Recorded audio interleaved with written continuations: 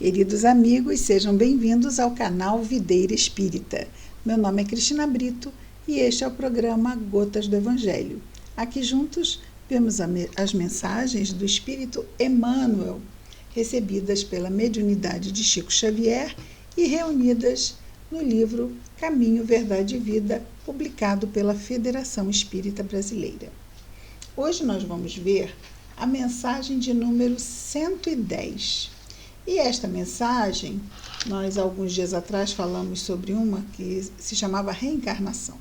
Essa mensagem ela vai falar sobre reencarnação, no entanto, o seu título é Vidas Sucessivas. Reencarnação. Vidas sucessivas. E o versículo destacado por Emmanuel é uma passagem da conversa de Jesus com Nicodemos, que vai procurar Jesus, né? Nicodemos, que era um doutor da lei, né? Que conhecia bem os ensinos da Torá, e foi procurar Jesus de madrugada para conversar com ele, e veio com uma conversa estranha de como é que pode um homem velho voltar para a barriga da sua mãe, Jesus quando falava para ele de reencarnação. E amanhã, o tema de amanhã é a continuação de hoje, não o comentário, logicamente, mas é a conversa de Jesus com Nicodemos. Vamos encontrá-la na narração de João, no capítulo 3. Hoje vamos ver o versículo 7, e no versículo 7, Jesus diz o seguinte a Nicodemos: não te maravilhes de te haver dito, necessário vos é nascer de novo. Então ele diz isso a Nicodemos. Não te maravilhes de te haver dito, necessário vos é nascer de novo. Muito bem. Emmanuel, então, comenta as palavras de Jesus da seguinte forma: a palavra de Jesus a Nicodemos foi suficientemente clara. Desviá-la para interpretações descabidas pode ser compreensível no sacerdócio organizado. O que é sacerdócio organizado? Espiritismo tem sacerdócio organizado? Não tem, ok? Espiritismo não tem sacerdócio organizado. As funções na casa espírita quase sempre são funções eletivas, ou seja, existem eleições, as pessoas são eleitas ou indicadas pelas diretorias, não é? Então não existe essa questão de hierarquia sacerdotal, não existe. Então ele diz que é compreensível em religiões que têm o sacerdócio organizado, não é? O fato de não se aceitar a reencarnação. Atento às injunções da luta humana, mas nunca nos espíritos amantes da verdade legítima. Ele aqui está falando sobre a verdade espiritual. Verdade legítima, né? É a realidade, a verdade do mundo espiritual. E sobre isso, a doutrina espírita, ela desvenda um véu enorme. E claro que a principal camada do véu diz respeito à própria realidade da reencarnação. Ele diz: a reencarnação é lei universal. A reencarnação é lei universal, nos diz Emmanuel. Sem ela, a existência terrena representaria turbilhão de desordem e injustiça.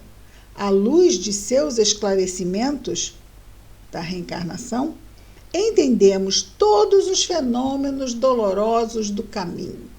Então, nos escapa, porque uma pessoa tão boa passou por tamanho sofrimento. Isso é uma injustiça de Deus?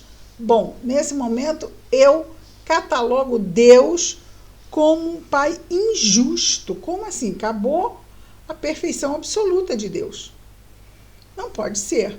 Tem que haver uma razão. E essa razão, nós vamos encontrar a raiz daquele acontecimento, naquela vida, daquela forma, na história pregressa daquele espírito em outras encarnações.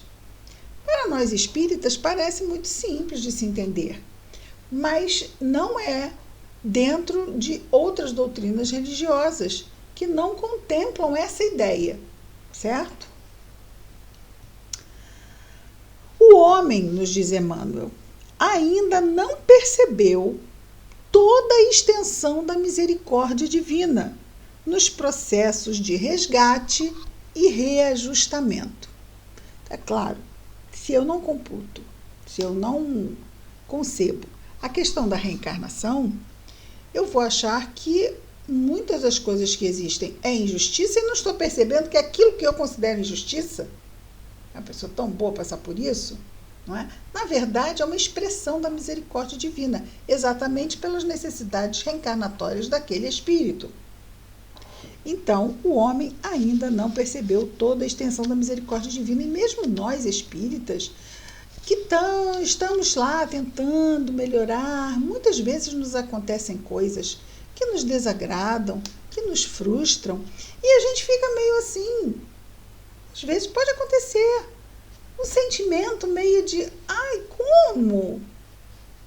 Aí a gente tem que respirar muito fundo e buscar lá na nossa memória, ou mesmo ir aos livros, buscar o entendimento das nossas dificuldades.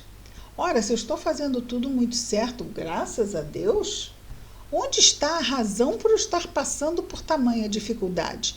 Se não está no presente, tem que estar no passado. Eu não vou lá procurar saber o que é. Eu sei que isso que eu estou passando vai ter um fim. É uma lição que eu estou passando que eu tenho que aprender para poder superar. A melhor coisa que eu faço é não brigar contra ela. É vê-la como uma situação a ser aproveitada. A tirar dela as lições morais que elas estão me trazendo. Seja de calma, seja de serenidade, seja de compreensão, seja de fé. Então, coragem, mas aquela coragem moral, humildade. Então, muitas lutas estão aí para nos ajudar a exercitar essas virtudes. E ele continua nos dizendo, aqui,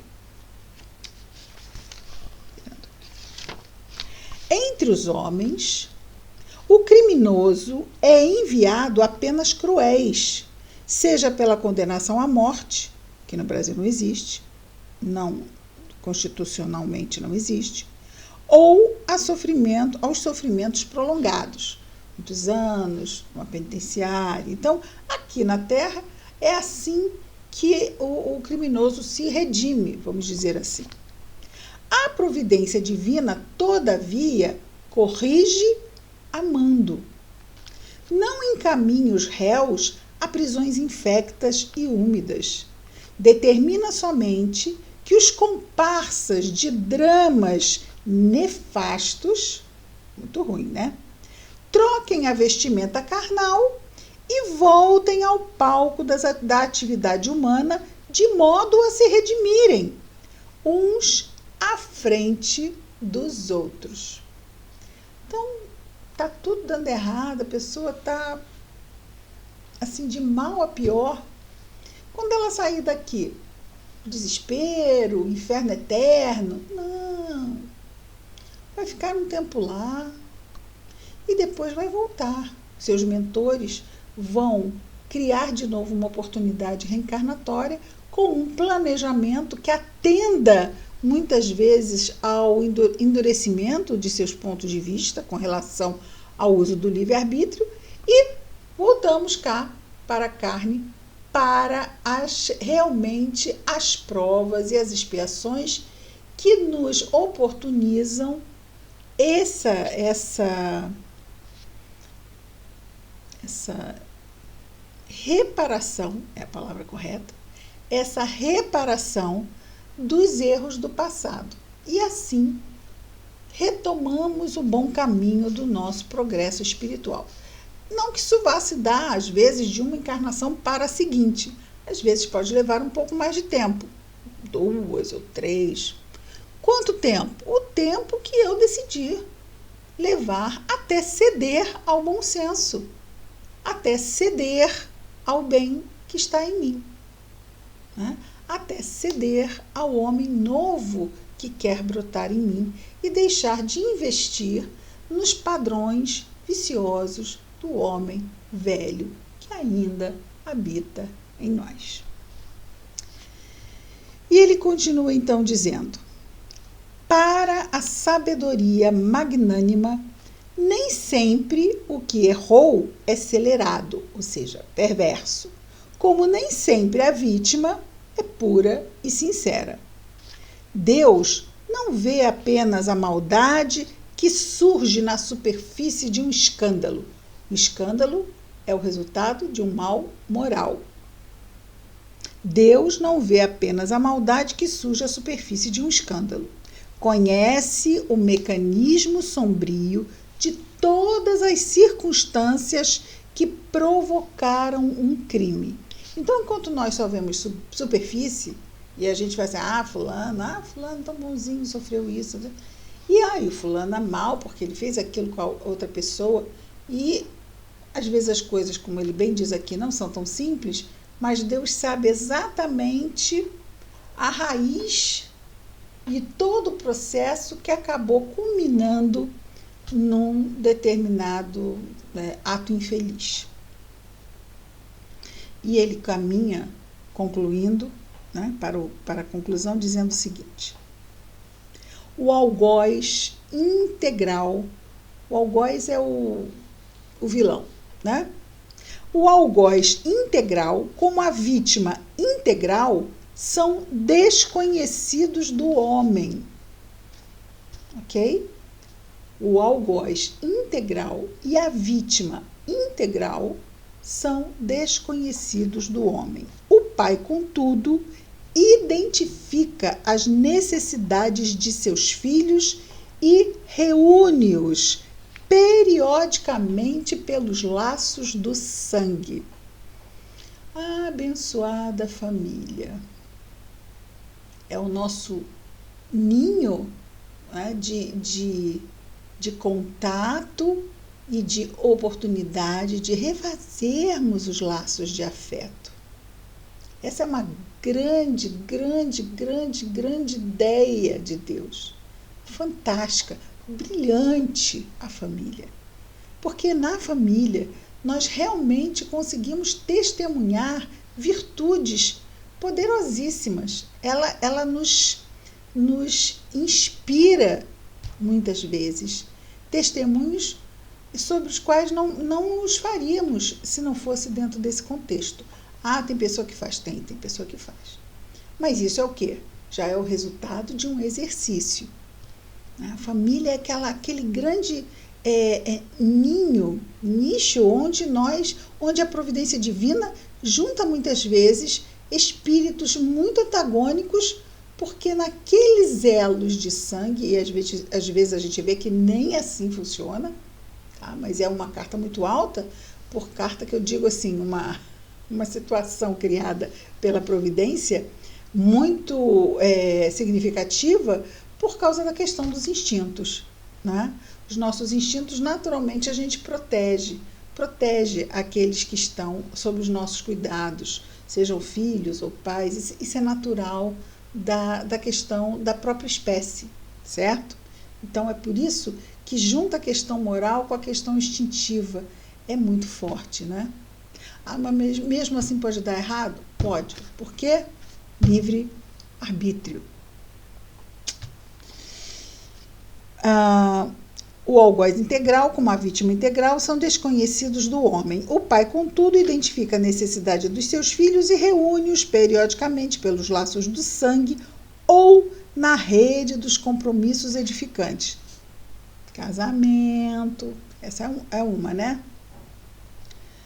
Lembrando, né, que esse livro aqui, ele tem décadas e décadas. Hoje, claro, que não é assim, essa questão do casamento, mas vão se criando outros laços, certo? Eu costumo dizer que os antigos maridos agora vêm como filhos, porque de filho a gente não consegue divórcio, né? Ou na rede dos compromissos edificantes, a fim de que aprendam a lei do amor.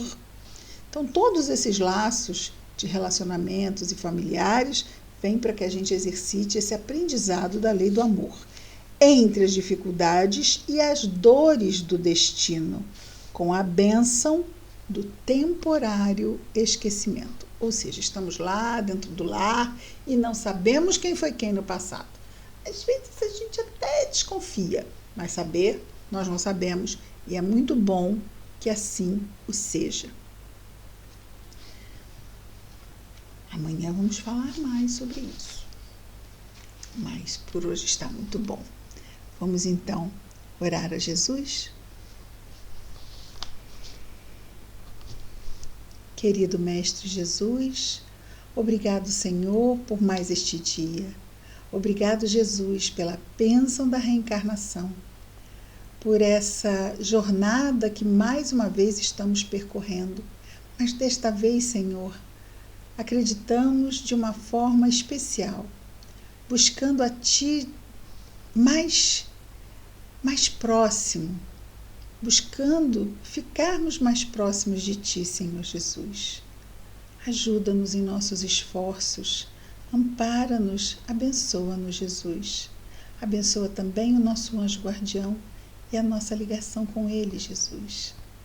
Abençoa os nossos lares, as nossas famílias, os nossos queridos, os nossos afetos. Aqueles que muitas vezes, na sociedade de hoje, são os ex, não é? Podem muitas vezes serem ex-maridos, ex-esposas, mas nunca vão deixar de ser os ex-pais ou ex-mães dos nossos filhos. Então, que mesmo diante das dificuldades de relacionamento, nós tenhamos força de, por causa do amor aos filhos, alimentarmos boas relações entre nós e os ex, se for o caso, Senhor. Abençoe todos os ex do mundo e todas as famílias, e a todos também, Senhor, que estejam, especialmente te pedimos, em sofrimento neste momento, encarnados ou desencarnados. Obrigado por tudo, Mestre amado, graças a Deus. É isso, queridos amigos, amanhã estaremos de volta com mais um programa Gotas do Evangelho. Muita paz a todos.